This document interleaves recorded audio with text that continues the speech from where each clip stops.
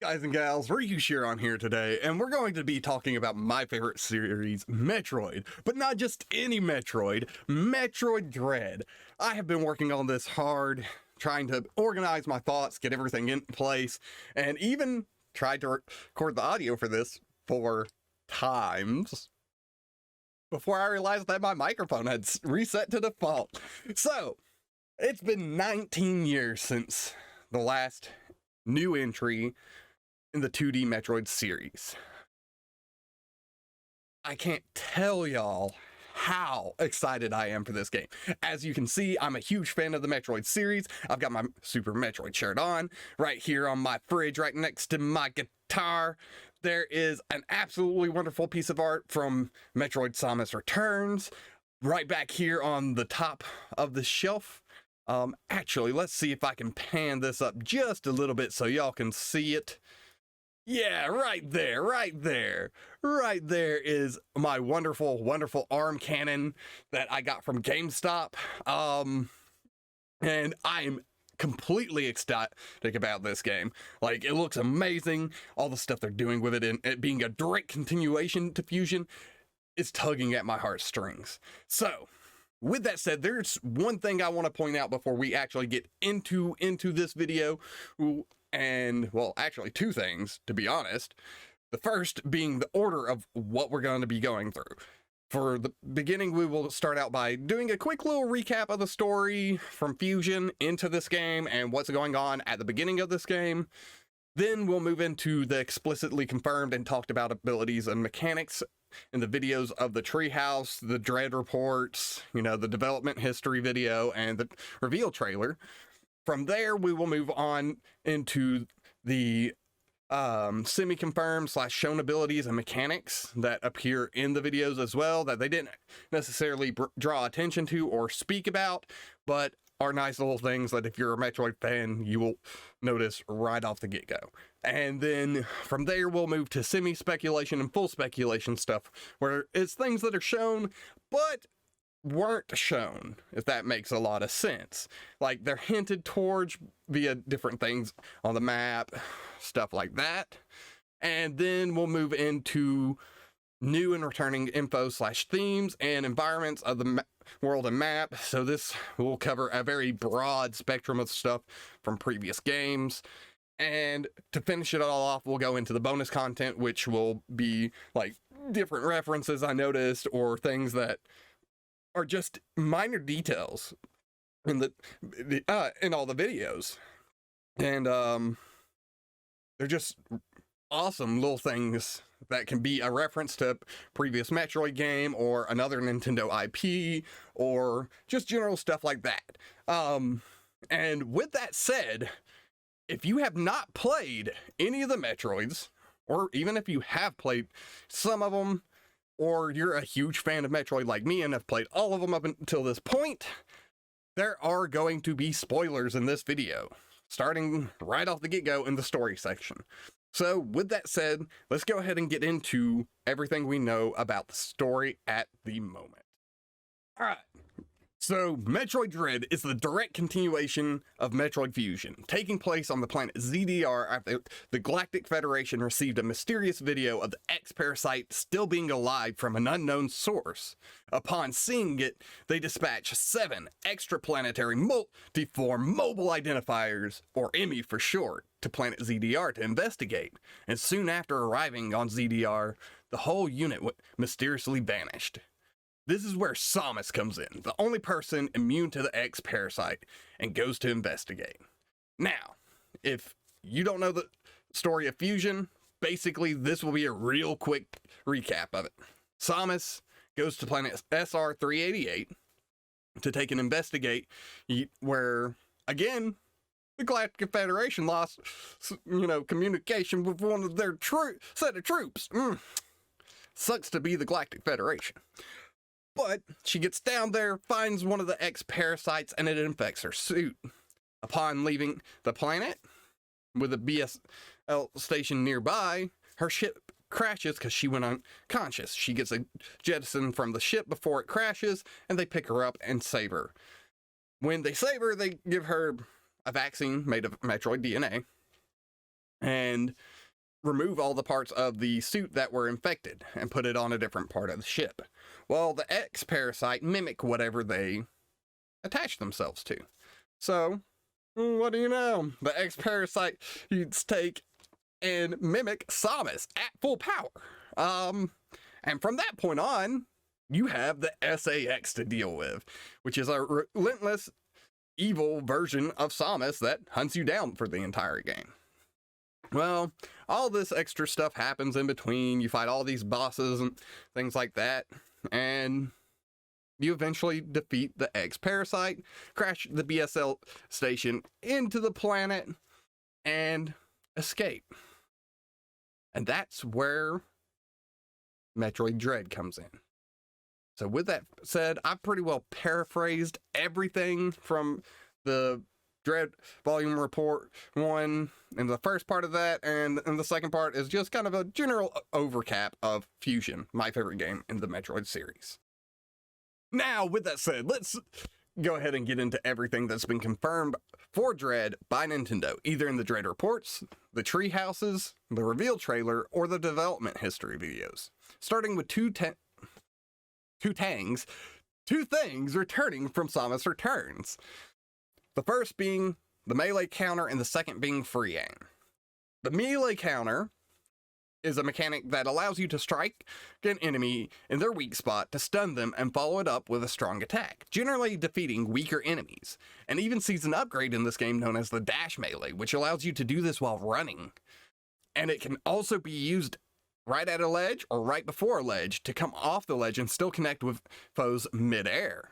Still gives you the stun, but you will end up losing the powerful follow-up attack, similar to how it functioned in Samus Returns. And it'll also be bringing back with it the cinematic counter interactions that we see in Samus Returns for stronger enemies like bosses, as seen in, well, the Corpius boss battle. Now, if we move on to free aim, it lets you do exactly what it sounds like, and freely aim around you in 360 degrees. And in Metroid Dread, you'll also be able to do this while running, although it'll be limited to just the direction you're facing, which makes sense. The next mechanic after that is a new one to the Metroid series, which is the slide mechanic, which allows you to slide through short tunnels and looks to be a great new movement option to help keep the fast pace and fluid movement in the navigation of this game. Now, before I continue talking on about these newer returning mechanics or abilities, let's take a second to talk about those extraplanetary multiform mobile identifiers, or the Emmi. These will also play into some of the upcoming abilities I'm going to cover, such as like the Omega Blaster / Cannon and the Omega Stream. The Emmi are great nods to the SAX from Metroid Fusion that hunted you relentlessly across the BSL station. And just like the SAX, they cannot be damaged by Samus's abilities at the start of the game. But unlike the SAX, the Emmi are confined to what's known as Emmi zones, which can be denoted on the map via a red Emmi symbol, and by Emmi doors, which have a glitchy kind of pixelated look to them. It's very sci-fi, futuristic, and I absolutely love the way these doors look. While in these zones, the Emmi will hunt you by sight and sound, with a blue light for when they are just patrolling the area, a yellow light for when they hear some sort of sound and are investigating, and a red light when they are in chase mode. And if you get caught by an Emmi while being chased, then it introduces another new mechanic to Metroid Dread, that being insta-kills. So, it's game over, man! Game over!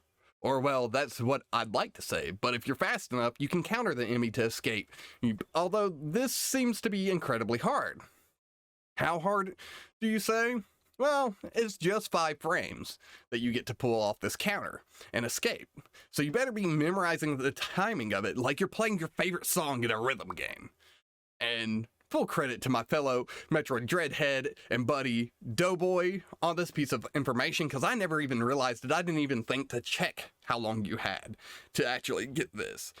But when I was talking to him about Metroid Dread the other day, he was like, dude, 5 frames is all you get to counter them. So, if you don't know him, definitely show him some love by going over to his page, clicking at the clicking on the link at the end of the video and giving him a like and subscribe and watching his videos on Metroid Dread as well. Well, with that said, if you're not able to counter the Emmi because of how tight that timing is, then it brings in another mechanic that's kind of returning from Samus Returns, but at the same time, not really. Of close respawning that allow you to appear or respawn in a nearby room. This was something that you could see in Samus Returns whenever you died to a Metroid or boss. But outside of that, it never really happened, and you would still be kind of stuck in a spot where you had to backtrack through everything you had just done. This makes it easier for newer people to get into the game, but for someone like me who love Fusion, I'm used to the backtracking, so it doesn't bother me at all, and it's kind of disheartening, but I also understand completely why they did this. Now back to the Emmi themselves, there are currently 7 confirmed Emmi on planet ZDR, 4 of which we already know about. The battered Emmi seen at the beginning of the treehouse, the second white Emmi, or Emmi V2 as I like to call it, the green Emmi, and the yellow Emmi. The last 3 Emmi, from what I can tell, have yet to be revealed to us, but speaking of the previous 4 Emmi, the battered Emmi gives us a look at a new ability, known as the Mega Cannon or Blaster, which I mentioned earlier. It is a high-powered, supercharged version of Samus's Charge Shot that has a long charge time and disappears after being used. It also is the only thing that's been shown so far that can actually destroy the Emmi. Well, based on the Dread Report Volume 2 in the Treehouse videos, it seems as though another new ability of the Omega Cannon, known as the Mega Stream, which is a high-powered, rapid-fire attack that when aimed at the Emmi V2's head armor will overheat the armor and shatter it. So, with that said, let's go ahead and get back into those abilities and mechanics that have been confirmed by Nintendo. And the next ability up is the Phantom Cloak, which will be obtained from the Corpius boss battle. This ability is a type of ability that returns from Samus Return, known as Aeon abilities.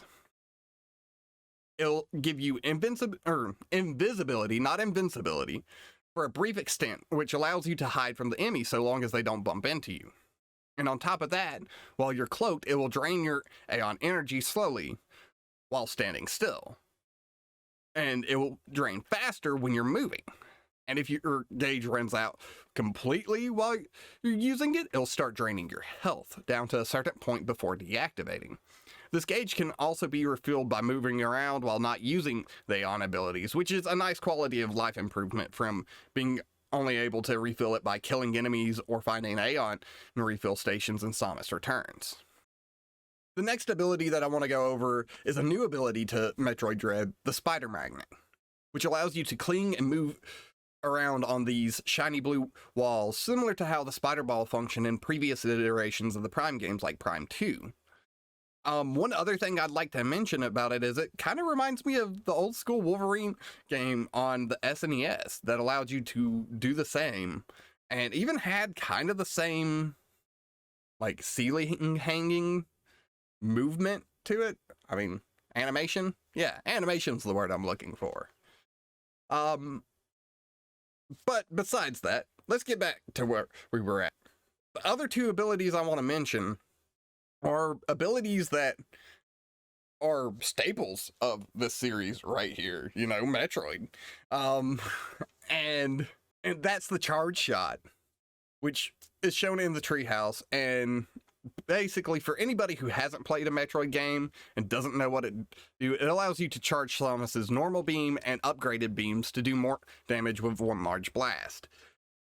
This can also be combined with a spin jump to produce another returning mechanic or ability known as by fans as the charge/spin attack or the pseudo screw attack. Another ability that's making a return, of course, is the missiles, which it wouldn't be a Metroid game without, because even Samus loves her missiles. It's definitely one of her go-tos, and probably one of her favorite weapons to use. And last but not least, This mechanic kind of goes with the Phantom Cloak, but can be done without it, which is hiding. This was a prominent feature of the added-on section at the end of Metroid Zero mission, where you played as Zero Suit Samus, and the space pirates would hunt you down if they saw you. But you could hide from them by getting out of sight and not moving and being in a dark area from where the space pirates are, and it seems to function similarly against the Emmi so long as you don't move and make a sound, as shown in the development history video. With that, we've now finished the explicitly confirmed and talked about the abilities, mechanics in the videos of the Metroid Dread report section of this video. So we'll be moving on from here to the semi-confirmed abilities / mechanics section of the video.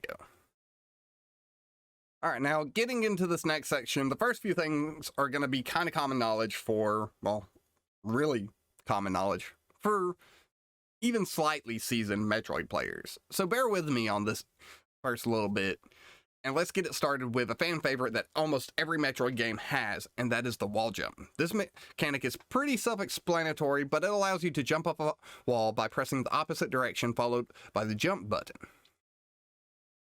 And with that, another mechanic that's going to be returning is something that was featured in Metroid Zero mission, and that ability is the power grip, which seems to function just like it did in Samus Returns, where it was an automatic mechanic that happened anytime you were directly at a ledge, and allows you to hang there or mantle up onto the ledge directly after. Now, to the juicier tidbits of this section, we're going to start that bit off with the spacer beam. This is a beam upgrade that changes the way that your power beam fires, splitting it into 3 separate beams, like the end of a fork in the 2D Metroids. It also tends to upgrade the damage of your beam attacks as well, and can also be charged like the power beam. It also generally will stack with other beam upgrades, depending on the 2D Metroid.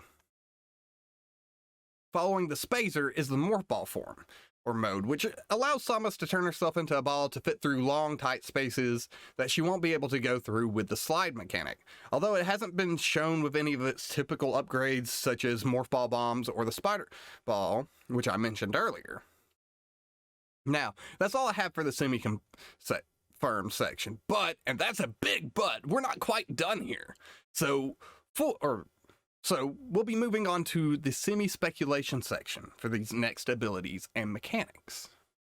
So for this section, we're going to be starting off with the morph ball bombs, since we were just talking about the morph ball and its power-ups. And there's this one shot in the treehouse where you see what looks to either be a morph ball bomb block or even a morph ball booster that's seen in some of the other previous games. But to me, it definitely looks a little bit more like a bomb block, and it's kind of in an odd place being above this energy tank, but can't have Metroid without morph ball bombs. Now, the second thing I want to point out here is there's a wall in this one particular Emmi section, and to me, it just screams power bomb wall or a speed booster wall.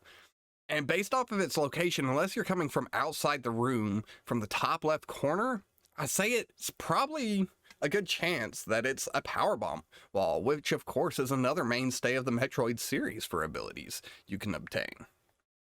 While we're at it, let's talk about the speed booster. There's absolutely no way, and I mean no way, it's not in this game, as evidenced by the yellow Emmi I mentioned earlier in this video, which by all means is definitely using the speed booster to chase Samus down in the trailers and in the Dread reports and things like that.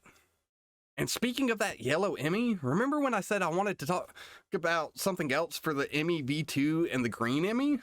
Well, let's talk about the green Emmi first. Generally, when playing a Metroid game, when it comes to this light green / neon green color we see on it, that generally means to shoot it with a super missile. And I'm not saying we get super missiles from this Emmi.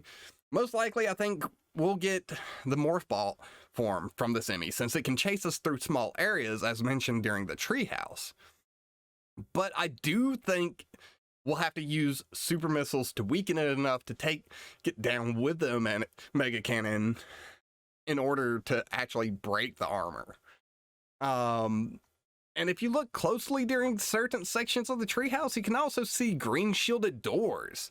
Another indicator that we'll be getting the super missiles back in this game, which is another mainstay of the series. Now, for the Emmi V2, based on where the treehouse, or the first treehouse stops and the second one begins, and the footage of the Omega stream, I believe it's most likely we'll end up getting the spider magnet ability from the second Emmi, especially since when we're introduced to it, it's hanging from the ceiling. Now, two other power-ups I don't doubt will be returning, at least in some form, that are mainstays of the series, are the Varia suit and the gravity suit, both of which, if you're a fan of the Metroid games, know were hinted at during the treehouses. The Varia suit being hinted at when they entered one of the superheated rooms and said, and I quote, "That place is very hot, and we don't have an upgrade for that yet, so we'll have to come back later." And as for the gravity suit, anytime there are water sections that limit your movement, we get it, or a variation of it, such as the gravity booster in Prime 2 Echoes. Now, the last two things in this section I want to talk about is, well, one's all speculation. I'm not going to lie on that. It's completely speculation on it. Is this one specific door? It looks like it could be either a deactivated Emmi door or is a special door that requires an Aeon ability to open, since it has these weird triangle lights on it and definitely stands out from every single other door we see outside of the Emmi doors in the tree houses. And the second thing being semi-speculation. And that's the wave beam is going to be making a return alongside the spacer beam, based off these purple energy shielded doors which appear in multiple spots like the super missile doors do. But that's everything I have right now for the semi-speculation and full speculation section of this video. But speaking of doors, that brings us to the next topic. The new and returning info / themes and environments of the map / world. So since we were already talking about doors, let's go ahead and go back to them and mention all the ones that I've noticed over the several times of rewatching these videos. Starting with the charge doors. These are doors that are a returning mechanic from Samus Returns that are opened by fully charging a charge shot and firing it at them. There's nothing really super special about them, but it is a nice little mechanic to see returning, and it can even lead to your death at some points. Another returning door is the missile door, which is normal for most Metroid games, and it can be seen in the treehouse. The last door that I want to talk about in this section is the creature door. These kinds of doors can be seen in a wide variation throughout the Metroid series. And they range from everything like the Ghidorah to the Gigadora, the Grindcore, and the Taramarga. As for the map itself, there's several things that we know for sure, starting with the names of the first two areas. There's Arteria and Cataris, the former using the theme of ice for some of its areas, and the latter using the theme of fire or lava as seen in the gameplay of each area.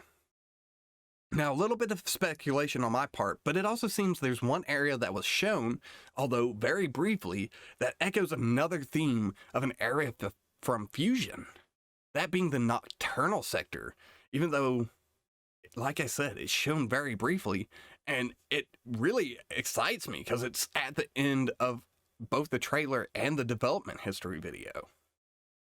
Now, I know you're probably saying, but Riku, you haven't mentioned anything about themes of the world. Well, to some degree I did, with the fire and ice areas and the nocturnal zones. But there's one theme / mechanic that makes a return, and you can see it for a short moment in the trailer, and there's an escape sequence through Cataris, which is another staple of the Metroid series, and makes me really wonder what's going to be going on in Cataris. Now, back to the map itself, we know that map markers are making a return and a comeback from Samus Returns. And a new feature of the map that's shown while we see these map markers is the map will flash white when there's an item you haven't gotten in the area yet, so you can mark it and keep on your journey. Something else you're able to see on the map is where E-tanks and missile tanks that you've actually seen are, so you don't have to mark those, which I think is a nice little upgrade to the map. while energy refill and ammo refill stations will also be making a return as interactables in the world, along with save rooms, communication rooms, and map rooms. While on the maps, the yellow areas denote the save rooms, and the purple areas denote the transportation or elevator rooms. But I'm really thinking it's more so just the elevator rooms. Which, did you also notice with the elevators, they seem to have this starry sky-like background in them when they first open, maybe signifying the journey back to the surface of the planet? It also appears there are several teleporters throughout the first 2 areas of the game.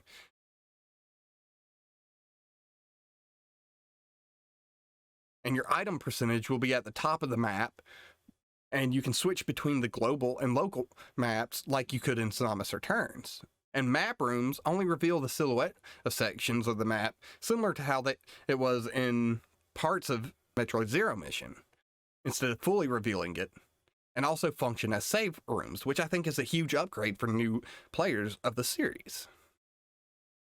And last but not least, my personal favorite thing I noticed about the map is they carried over the evolving maps from Metroid Fusion, where the different things that you interact with, like explosive organic blocks and thermal power tubes being rerouted and changing charge beam walls and spider magnet platforms and dynamic water puzzles slowly change the layout of the world as you play through it, causing you to find new ways to navigate the areas as you go. So it's like the world is growing with you, and is one of the reasons why I feel like a game like Metroid Fusion is so much more than what people say it is. And it really brings home the idea of like, this world is evolving with you as you live through it in the shoes of Samus Aran. Now, with that said, let's move on to the final section of this video. The one you've probably all been waiting for, the bonus content section, where we'll be going over quite a few different little things. Now, this bonus content section is mostly either references or small details I noticed in the Metroid Dread videos. So let's start with one of the bigger ones, being the living Chozo we saw in the trailer. That appears to be talking while interacting with some kind of terminal, which is huge because we've never seen a living Chozo in a Metroid game. Like, never have we seen a living Chozo. We've seen, yeah, sure, Chozo Ghost and Chozo statues move and do things like that, but a living Chozo was unheard of before today. And even though this is probably either an X-Parasite or a flashback, I'm really hoping it's the evil living Chozo they hinted at the end of Samus Returns. The second detail that I noticed, as many of you have, is in Cataris, there looks to be a Chozo power suit being manufactured in the background at the bottom of the screen. I'll even slow it down a little bit so y'all can take a bit of a better look at it. And continuing with the Chozo theme, let's talk about these Chozo glyphs, which seem to me to be depicting the events of that last Chozo memory from Metroid Samus Returns. While the look of them reminds me more of the Ruins test boss battle from the end of Metroid Zero Mission. Which, speaking of Metroid Zero Mission, there's also this boss battle with one of the central Mother units. That's a huge callback to the original Mother Brain boss battle in the first Metroid, and even the remake of it, Zero Mission, which I absolutely adore. It's a great way to introduce these central Mother units. Not only that, but they also resemble a combination between the Aurora units and Prime 3 with the blue-gray brain coloration and the armor plating around them, while also resembling Mother Brain more so than the Aurora units did by having that giant metal eye on the front of them. The first appearance of Corpius is also in the reference to the Diggernaut, on how they both move in the background, and in Samus Returns, along with it, entering from the background to the foreground when it's time to fight them. It also seems that Corpius is related to something that we've already seen. It's another subspecies, or maybe even another just branch of the same species from Samus Returns, which was labeled as Big Bug 02 in the game files. Speaking of that room where the Corpius battle takes place, that Chozo statue also appears to be a soft reference to that time Samus wore a cloak in the Samus and Joey manga. The Emmi sounds also appear to be a reference to both versions of Metroid 2, but is a sound in the music that was reused from Area 2 or 3 of Samus Returns, but modified to fit the uses for the Emmi. And I love it, because it brings that creepy horror element that we all know and love from Metroid 2 even deeper into this game. One reference during the treehouse was that Adam is now for lore purposes only, and if you didn't play Fusion, a lot of people hated Adam because he was always telling you where to go and what to do and what you could and couldn't have, which is a gripe that a lot of people had. And it's completely valid for the people who prefer the more open-ended exploration form of Super Metroid. Although I didn't mind it as much, because I love my Metroids, no matter what form they take. Also, in Catarus, there appears to be this chest that caught my eye fairly quickly, and I haven't seen too many people mention. And it looks to be a reference to the Breath of the Wild chest to some degree, which I thought was a nice little nod to another game franchise that, if I remember correctly, is having its 35th anniversary this year too.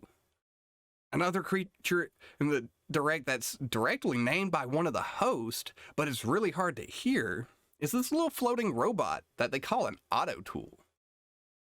Also, if you look closely at the background during these chase scenes in the Emmi zones, it seems that there are what looks to be giant mechs being built, or that have already been built. One looking somewhat like Samus's power armor, or Chozo wearing, power armor itself, and the other somewhat resembling Kbroly, but on a much bigger scale, which could have parallels to finding Frozen on the BSL station in Fusion. I noticed one myself, and I thought I was going crazy when I did, but I want to give big shout-outs to Dax City on Twitter for noticing the other one and helping me know I'm not the only one who saw this. The Emmi are also made by a corporation called Exleon Star Corporation. And that brought up a question in my mind, if that is actually the evil faction of the Galactic Federation that we're fighting so hard to defeat in Metroid Fusion. And that is why the Emmi hunt Samus on sight. And lastly, when looking at the final version of Samus's stats page, we can see that it's been broken down into 6 different sections, starting from top left to bottom right in a vertical descending order. It's beams in the top left, followed by missiles in the middle left, and Aeon abilities in the bottom left, while suits are top right, and miscellaneous items being bottom right, with a blank space left for the bomb category in the middle right section, like in Fusion. And this is a great reference to both Fusion and Super, who pioneered the stat screen for Samus. But with that said, y'all, that's everything I noticed in the Metroid Dread Treehouses, reveal trailer, and development history, along with the 2 Dread reports.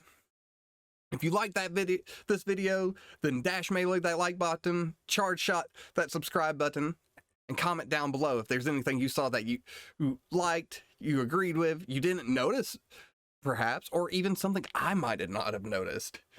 And feel free to also tell me what your favorite experience from the Metroid series was. On top of that, make sure to check out my boy doeboy's channel, which will be linked at the end, and give him a big thanks for finding out how many frames we have to counter the Emmi.